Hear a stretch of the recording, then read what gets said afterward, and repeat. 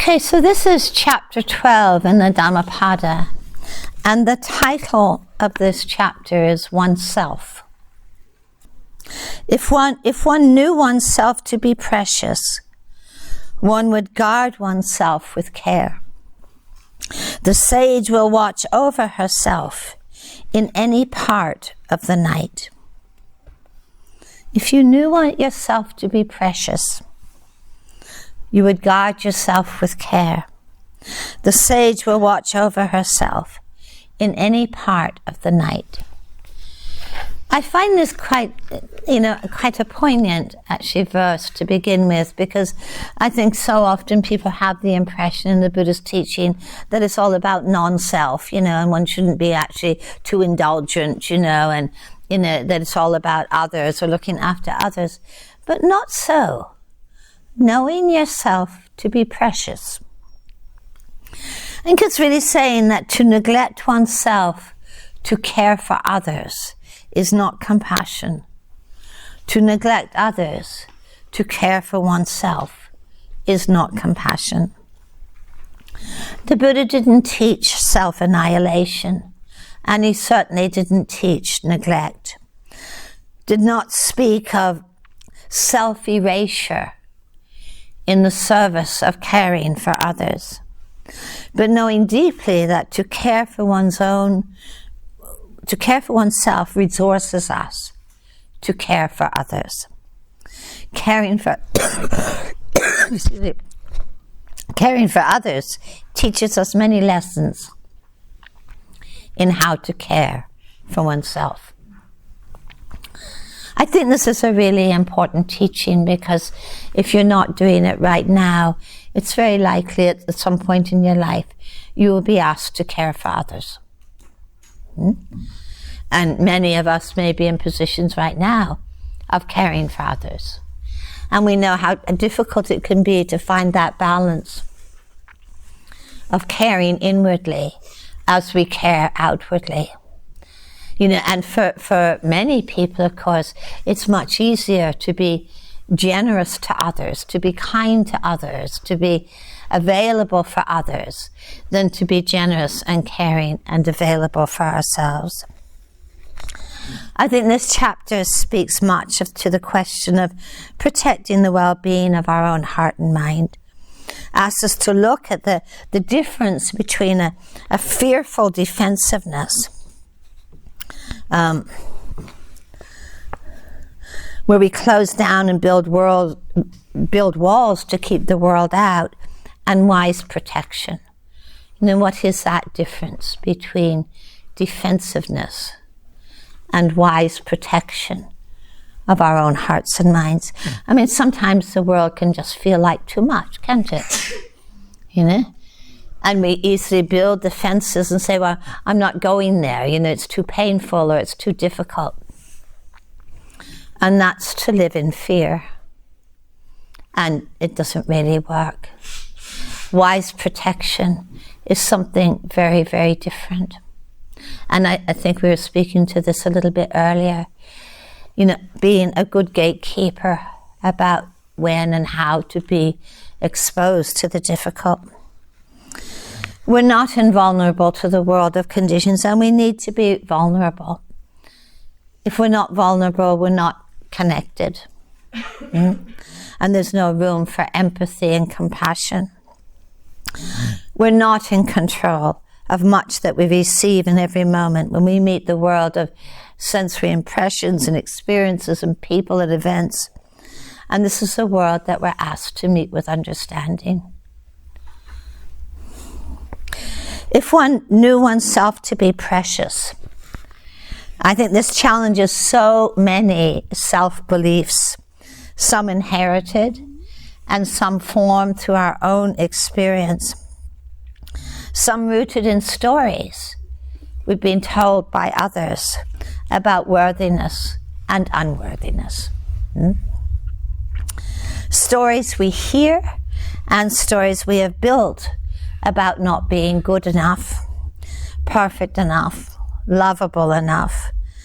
To know yourself to be precious, I think, is to no longer subscribe to the stories of unworthiness. And it will guide how we live. And this can be a deeply rooted story. Even people who seem to be incredibly assertive and powerful, doesn't mean they're exempt from feelings of unworthiness. We compensate for feelings of unworthiness in all different kinds of ways.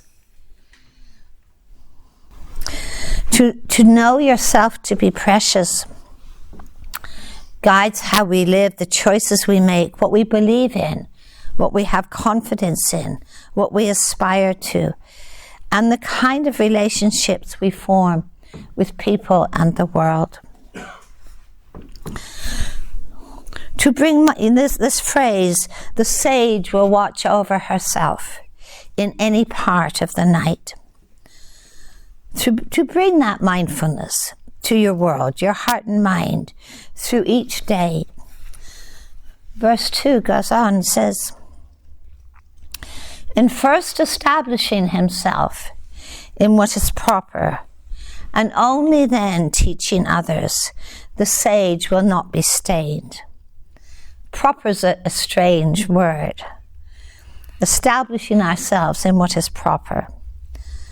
I think it's another way of saying to know what is wholesome and skillful, what leads to healing, well-being and freedom, to ethics, and to embody this, not telling others how they should be, who they should be, while falling short of this ourselves, not giving endless advice to others about who they should be, while not listening inwardly. As one instructs others, so should one do oneself. Only the self-controlled should restrain others. Truly, it's hard to restrain yourself. This is again something we spoke more about earlier. It's about alignment. We have the phrase walking the talk, knowing what is skillful and living that and what is not. We appreciate the challenge of restraint when impulse is so powerful. Restraint it doesn't really sound like a very enticing word, does it, restraint? It sounds like a very attractive pathway to follow, restraint. And yet it is really important, I think. Do I really need to say this right now? It can feel like we really must. The urgency of impulse.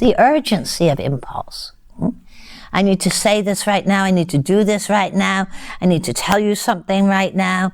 The urgency of impulse. Urgency should be an alarm bell in our minds, in my understanding. Sense of urgency should be an alarm bell. The sense of, I really need to tell you this. Impulse is so powerful with how we can speak and act and react without any pause. Restraint, in my understanding, is the forerunner of renunciation. It's the forerunner of unbinding.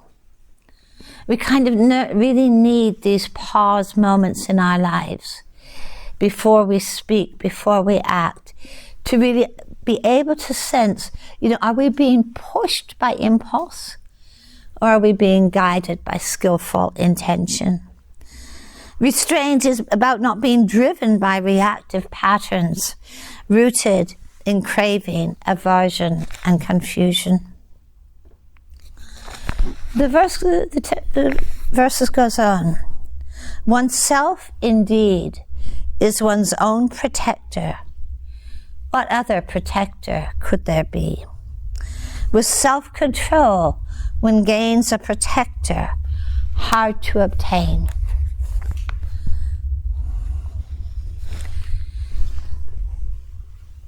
We have a lot of mythology about being rescued. Rescued. And about being, how our well-being is in the hands of others. We are learning how to protect ourselves. Who else can do it? we're not protecting ourselves just from, the surge of unhelpful sensory impressions. I think we're protecting ourselves from our own deeply rooted patterns of fear, ill will, and craving. Verse 5 says, by oneself alone is the unwholesome done, born of oneself, produced by oneself. It grinds down those devoid of wisdom as a diamond grinds down a gem. Again, I find the words here really important. Grinding down. Ever felt that sense of being ground down by your own habit patterns? About how your sense of well-being, your sense of worthiness is not just sort of blown away in a moment. It's a slow process of grinding down. But it is a process of grinding down. Do you have a felt sense of that? What that can feel like? Oh, not that again. Or there I am again, that sense of weariness that comes with it, being ground down, oh, not that story again, that sense of being ground down, what undermines confidence, how the repetition of the unwholesome erodes well-being and undermines confidence and creates conditions for unhappiness. Creates conditions for unhappiness and sorrow. It's a simple lesson. The repetition of the unwholesome, unskillful turns it into habit. There used to be in therapeutic modalities, I don't, some of you are old enough to remember this, how it was really good to have cathartic outbursts of anger. You remember those days when you go around beating up cushions and things like that? And until somebody suddenly realized actually you're deepening a neural pathway. You get angry and then it gets easier to get angry, and then it gets easier and easier to be angry until you don't even really see it as being something abnormal anymore. It becomes normal, That's what repetition does. And we learn to actually tolerate something which we first found intolerable. It's that grinding down of confidence. Number 7, this is what I referred to earlier. Oh no, number 6 first. They who cover themselves with their own unwholesome conduct, like a creeper covers a tree, do to themselves what an enemy wishes for them.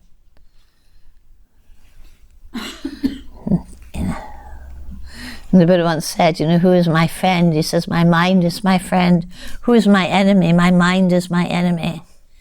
And we can see how aliveness is choked, like a tree is choked by a creeper. How our own sense of aliveness can be choked by that repetition of the unskillful.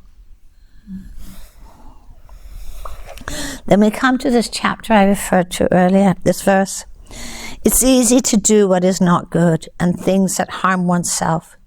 It is very difficult to do things beneficial and good. Effort. And we'll have a break in just a moment. Effort.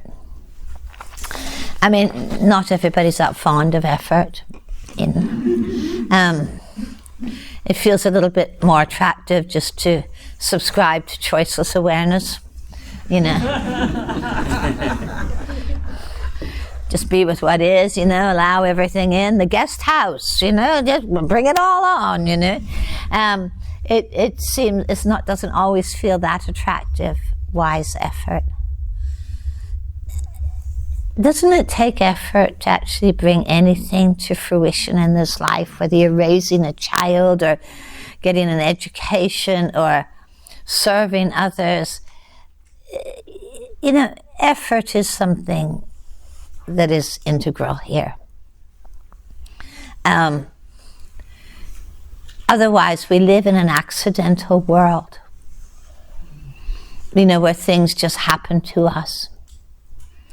Things just happen to us. effort is so essential to bring intentionality into embodiment. Otherwise, it's just a good idea. Again, there can be a little bit of an allergic reaction to wise effort, because it might turn into striving. Well, surely that's the place of insight. Wise effort doesn't have to turn into striving. But even striving, if you read the early texts, is highly encouraged. Strive, strive, just get on with it, just make the effort, In the early years of my practice, I used to have a teacher who used to shout at us from the front of the hall. You'd be sitting there very quietly, and suddenly you'd get this booming voice that said, strive for your own enlightenment. You go, right. Wake up. I think we need to be realistic about effort, The Buddha speaks so much about ardency, that this is a difficult path for the lukewarm, kind of dipping our toes in the river of mindfulness when conditions are good, and being forgetful when a lot of our life. It takes effort. I think we need to be just very realistic about that, I've been practicing for how long? A long time, 55 years or something. 55 years or something. And I still make effort. It's much easier these days, but, without effort, I don't show up. And, one of the biggest shifts I see anybody make is the shift from giving authority to mental states to giving authority to intention. And that takes effort. It's very easy to give a lot of authority to our prevailing mood right now, what I feel like doing. To give authority to intention is not necessarily what I feel like doing, it's I know what it's skillful to do. How it's skillful to speak, how it's skillful to act. That takes effort to do that. So just to again pick up on that last verse, it's easy to do what is not good and things that harm oneself. Very difficult to do things beneficial and good. This is really one of my favorite verses in the whole Dhammapada. Really knowing how it's really not difficult to engage in that which is harmful and to our well-being. And why do we do that? Isn't it interesting? Even if you go on the level of addiction, why would we engage with something that is harmful to our well-being? Why would we engage in kind of really harsh speech, even though we know it's harmful to our well-being? Why would we engage in, quite intentionally in thoughts of ill will, even though we know it's harmful to our well-being? Isn't it because on some level there's a pleasant feeling tone in that? There's a pleasant Vedana tone in it.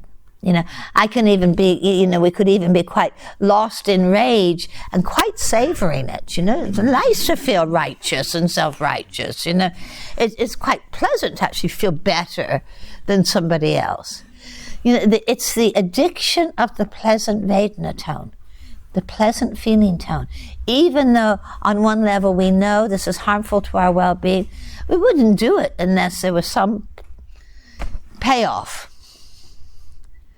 So I think that's the part that's really important to understand. Where am I actually finding a pleasant Vedana tone in that which is unpleasant? And that's a kind of distortion of perception, isn't it? It's a distortion of perception. And we would not do it, actually, if we felt ourselves to be precious. I think it's unlikely that we would engage in that which is harmful to our well-being if we felt ourselves to be precious. The chapter goes on. The unwise who rely on unwholesome views to malign the teachings of the noble arhats who live the Dharma, produce fruits that destroy themselves. I feel like there's a big perspective in this. I mean, this is my interpretation of this. You know, there's this teaching in Buddhist psychology around self, which is about mana. It's sometimes translated as a conceit of self, where we feel ourselves to be inferior to others, or we feel ourselves to be superior to others, or we feel ourselves to be this, everyone's the same. There are those in this world, yes, who feel superior to others, for sure. I think there's quite a prevalence of inferiority view, you know, that I'm not, and this is very often quite unconscious, you know, but it shapes our whole lives, you know, about whether we feel confident enough to ask a question, or whether we always need to sit at the back of the room or the front of the room, or the kind of aspirations we have, or what we feel confidence in. This shapes everything, and it's often really quite hidden, you know, it's really quite hidden. But the truth is, if I feel inferior to you, one of the actions of that inferiority conceit is I will seek the ways to bring you down. You know, I will seek the ways to make you less, you know. Years ago when Al Gore wrote his book, his documentary, can't believe the amount of attention was given to trying to find out his electric bills. You know? Just as a way, you know, this guy's telling us that this is a good thing to do. Let's point out where he's failing. You know? We see this, I think, in many levels in our world. You know, this need to kind of bring people down somehow, to malign people, somehow, in some way, to make ourselves feel better. You know, it's not easy to celebrate the good fortune of another, is it? You know, if I've been on a really miserable vacation, I don't want to look at the pictures of my neighbor basking in the sunshine in their Caribbean island. You know, I actually don't want to do that. You know, it's really easy to kind of, no, it's really challenging to celebrate the good fortune of another.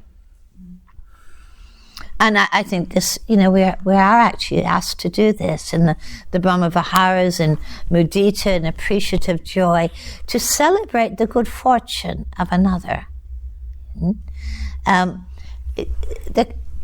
It's not always natural, is it?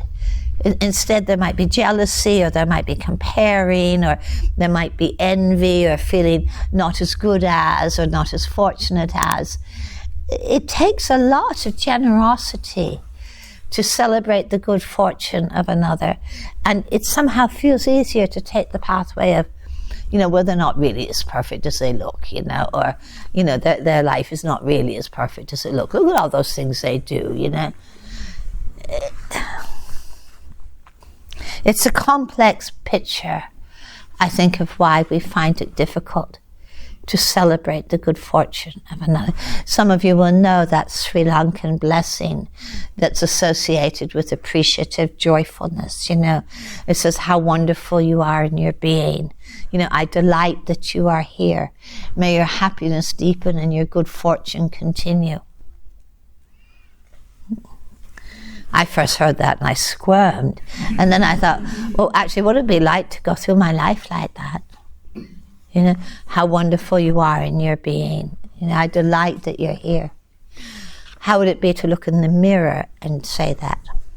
You know, how wonderful I am in my being. I delight that I'm here. You know, may my happiness deepen and my good fortune continue. The preciousness that we can regard ourselves with, I think, is really related to the preciousness with which we can regard others. No matter appearances, or I think this is I think there's something in here that really speaks to the heart of ethics, speaks to the heart of compassion, speaks to the heart of joyfulness. This kind of treasuring of well-being. The unwholesome is done by oneself alone. By oneself is one defiled. The unwholesome is avoided by oneself. By oneself alone is one purified. Purity and impurity, these are weird words, depend on oneself. No one can purify another. Don't give up your own welfare for the sake of others' welfare, however great. Clearly know your own welfare and be intent on the highest good. And the highest good is actually the welfare of all. Karma is not fate. I think it's responsibility. It's action. I think it's responsibility for how we act, speak, and live. No one else is actually going to rescue us. Equanimity knows we cannot truly change the course of another person's mind. Others, no matter how much they care for us, cannot truly change the course of our hearts and minds. It's in our hands. And I think this is responsibility. This is karma. Don't abandon yourself. We will all be asked to care for others. But to neglect ourselves is to diminish our capacity to care for others. Know your welfare. Know how to resource yourself. Confident, collected, intent on the highest good for all.